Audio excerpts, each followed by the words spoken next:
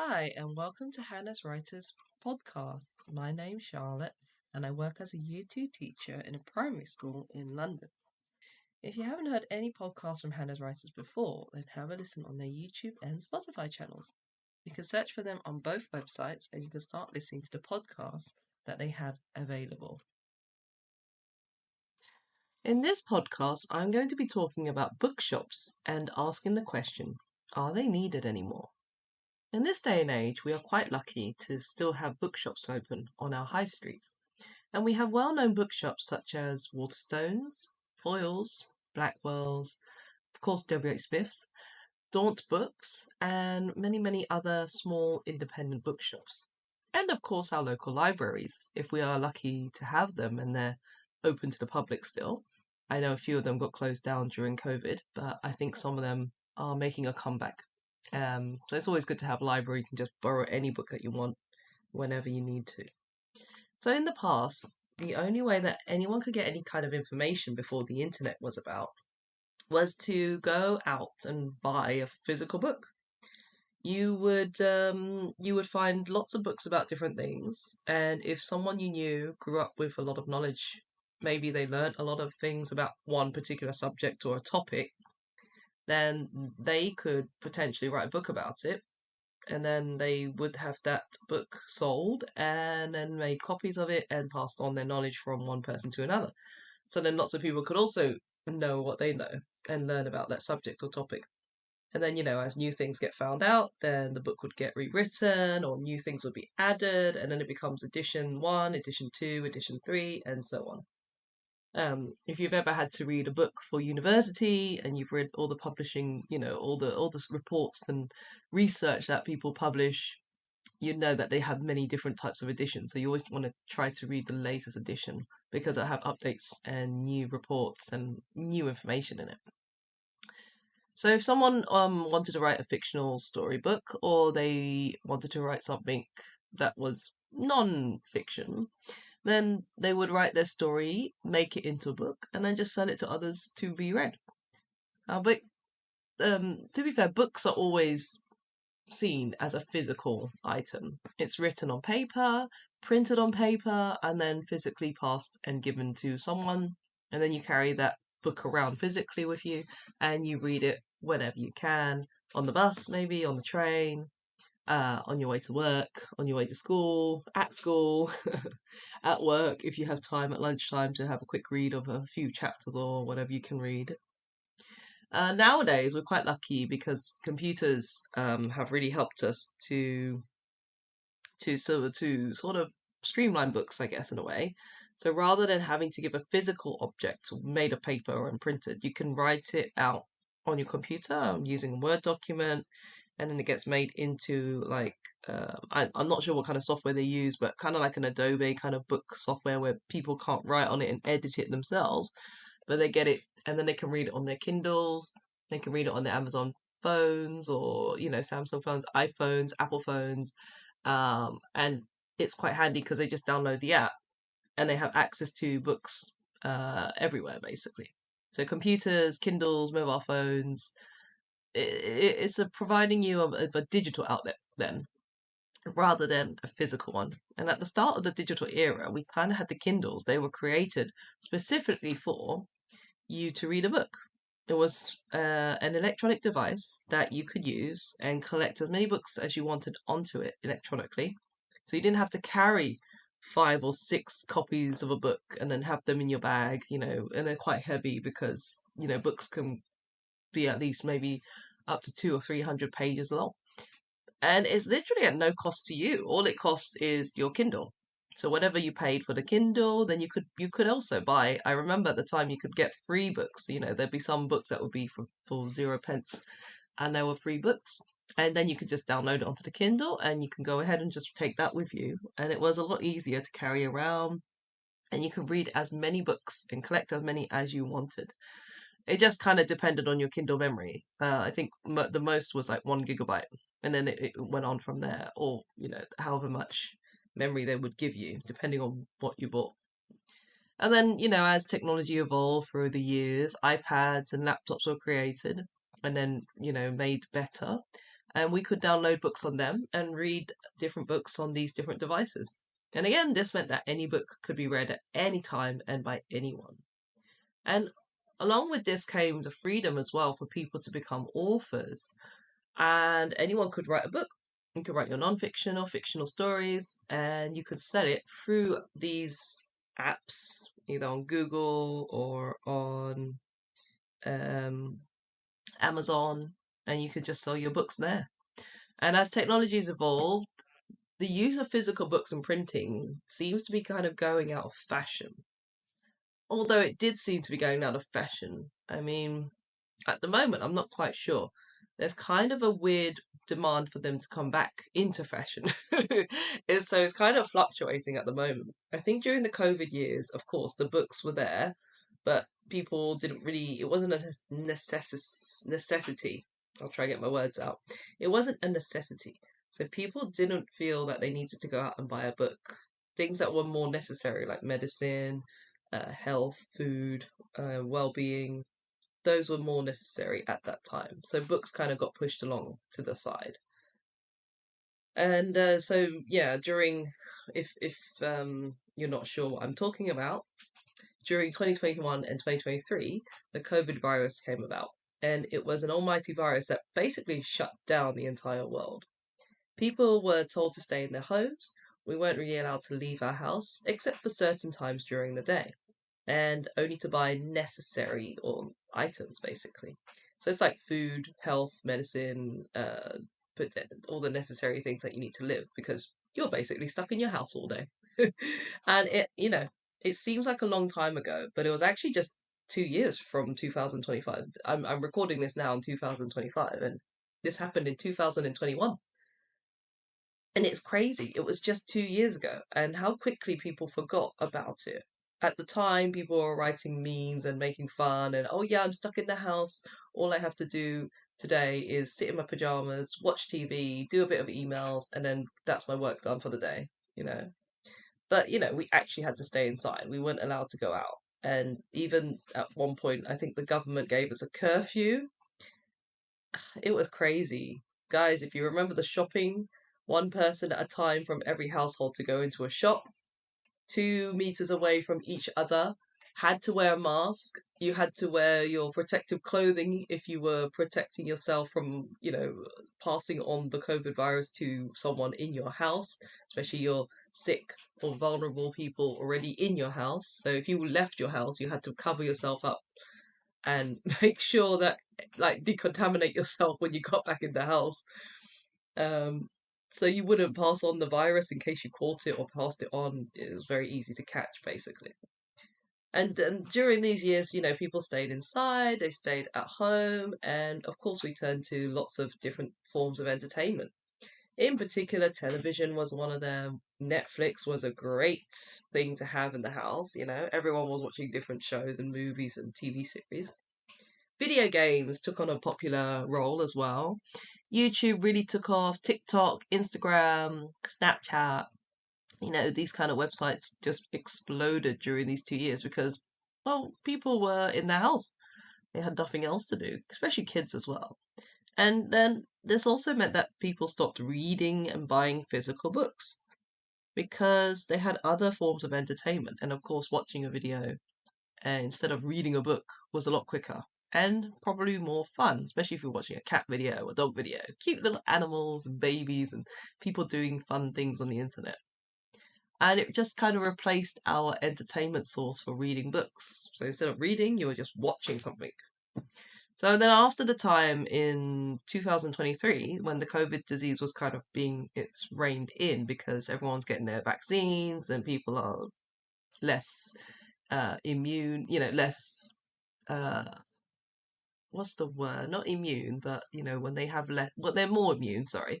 People are more immune to the virus. People were allowed back out. We could leave our homes once again. And now the COVID virus is kind of just seen as a cold, a common cold. But during those 2 years, it has affected us now in 2025. People's perspectives on life has changed, and they've realized that they don't want to work like they did before.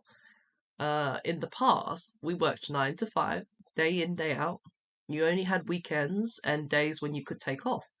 And then sometimes people worked longer. They worked 9 till 7 or 8 p.m. at night. So 9 a.m. in the morning, finish at 8 p.m., go home, wake up at 6 the next day and do it all over again. It was a bit of a manic thing. And after COVID, we realized, why are we like killing ourselves to do this? And people wanted to work from home because, of course, work was adapted so we could work from home.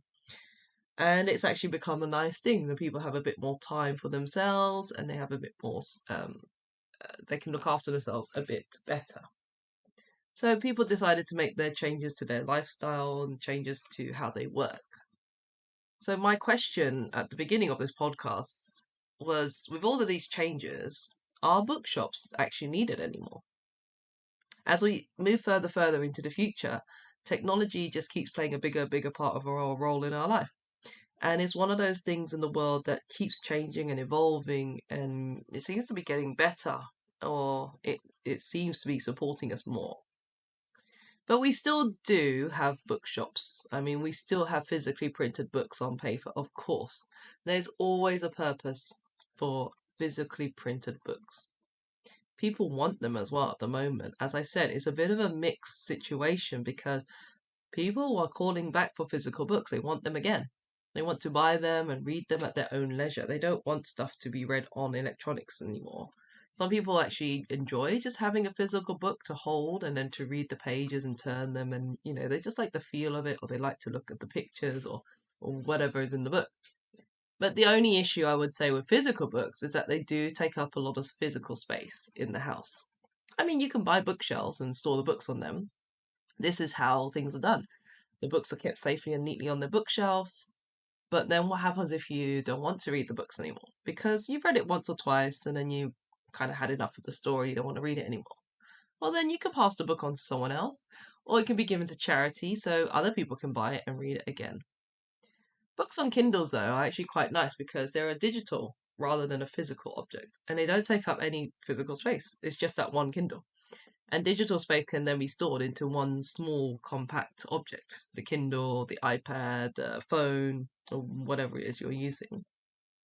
Personally, though, I do enjoy going to bookshops. I grew up going to my local bookshop, so we had W.H. Smith's, we have a Ottokar. Well, if you ever remember, a long time ago, there was an Ottokar's before it got taken over now by Waterstones. And then we had the library, of course. I used to love going to the library every day after school. I'd go in there, and it was just to go and look at the books and what was out. I used to take the maximum amount of books out from the library, I remember.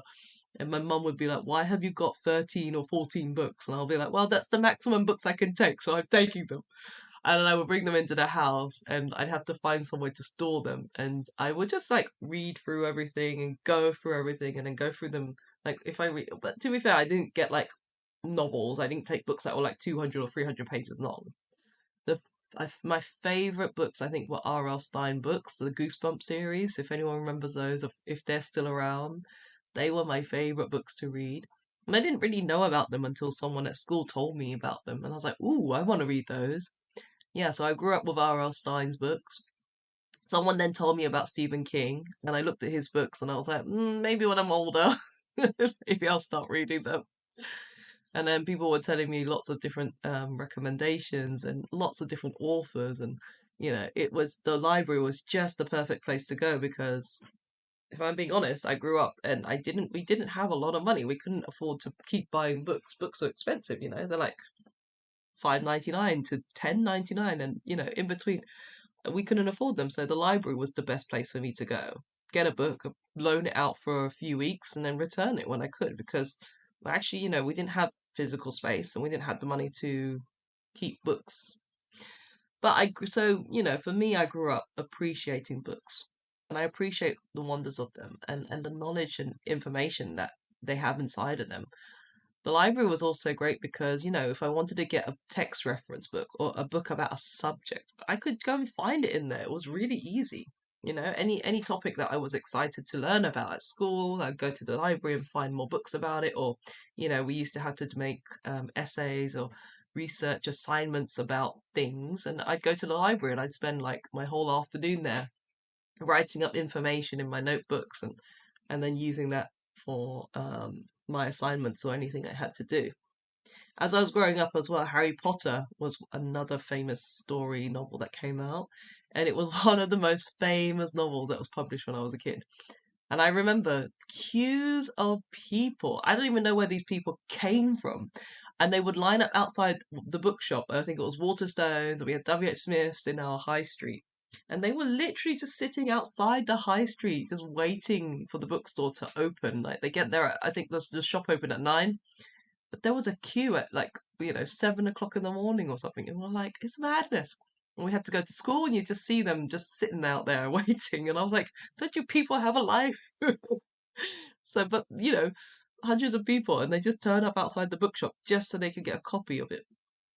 It was an incredible sight, really. And it just kind of showed also, I guess, how much people loved reading. They all were all there. They want to get the latest book.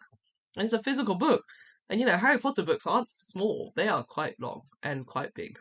So it was always a kind of an impressive memory for me to think about that. So I do think that bookshops are relevant and they are still needed at the moment. People still enjoy reading books. Whenever I go into a bookshop, especially in central London or the one close to where I live, I find lots of people still in there and they are there to look at books. And it's not just books as well. Some book places have coffee shops and they have a separate part where it's like a coffee area. So people go there to have a coffee and then they can get their book and read it while they're there. Or they go there, and just have a good old chat with a friend. But it's a nice place because, we don't want these bookshops to completely close. They still have a purpose and they're still there. So why are we getting rid of them? And, every day there's new authors, every day there's new books and stories to tell. And that's one of the best things I think I like about books.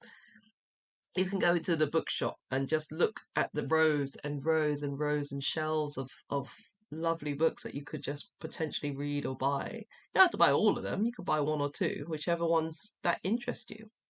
And it's amazing. And personally, I also think for kids, they need that. They need that physical book because sometimes it's tricky to get them to read stuff online. And they could just be pretending to read it. But if they have a book in their hand, you're like, okay, how far have you gotten? And you can sit with them and read the book together. And I think that's one incredible thing to do with your child.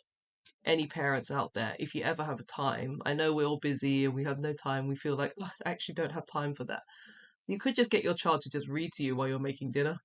Sit them at the table. All right, read your book to me. Tell me what it's about. Like literally, they just sit at your table. You're making dinner. They're reading to you. It's a lovely moment. And it's something that you might remember. Your child will also then remember in the future as they get older. They'll remember, you know what I used to do with my mum? I used to sit in the kitchen with them, and I'd sit there with my book, and I'd read them my story, and then my mum would ask me about it, and it's kind of a lovely memory. I remember I used to read to my mum, and I used to read to her on the couch. It was quite funny because she'd finished cooking and everything, and I say, "Mum, I've got this book to read," and she'd go, "Okay, just sit here and read it." So I'd just be reading the story, and I'd go on and on and on, and I look over at her, and she's like half asleep, and she's like, "No, I'm listening. Keep going." Then I'll carry on and I'll probably finish the whole book and I'll look up and she's like snoring away. And I was like, I literally put my mum to sleep while reading my stories. And I remember I read the whole book and the next day I'd bring it into school and I'd tell my teacher, I finished the book. Can I get another one? And the teacher would tell my mum, I don't believe that your child has finished this book. And my mum would argue with her and say, listen, I had to sit on the couch all night listening to her reading the story. She read the whole thing. Don't tell me I didn't listen to her telling me about this child. And then she'd actually tell the teacher, the story was from the first bit that I listened to, it was about this, that, and the other. And then the teacher would be like, okay, fine. The teacher would then have to let me take another book home. I don't know why they wouldn't let me just take another book. I mean, at the end of the day, I was reading a book and then returning it. I wasn't just like messing about or whatever. Also, if it shows that I'm such a nice reader, like, come on, encourage it. Don't diss it. So, I've lost my train of thought. Right, returning back to the podcast. So, when it does happen, I think when bookshops do finally get erased or they stop being there, I think I'm going to be the saddest person on the earth. If bookshops and libraries, if they ever get taken down or we ever stop building them or using them or having them, I think it would be one of the most saddest things in the world. Because bookshops are amazing and they have so much to offer to anybody, really. And it's one of the best things as well if you ever get to write your own book and you see your book there on the bookshelf and people are picking up copies and they're looking through it. It's the most proudest thing that you probably ever feel. It's like your baby and they're picking up your baby and reading through it. And, then they take it, they want to take it home and they want to read it. And so it's really great, especially authors and writers and anyone who's thinking about becoming an author or a writer. Well, that's it for this podcast. Thank you very much. I hope you enjoyed it. If you would like to listen to more podcasts, then like and subscribe to Hanaz Writers YouTube and Spotify channels. Thank you very much for listening, and until next time, bye.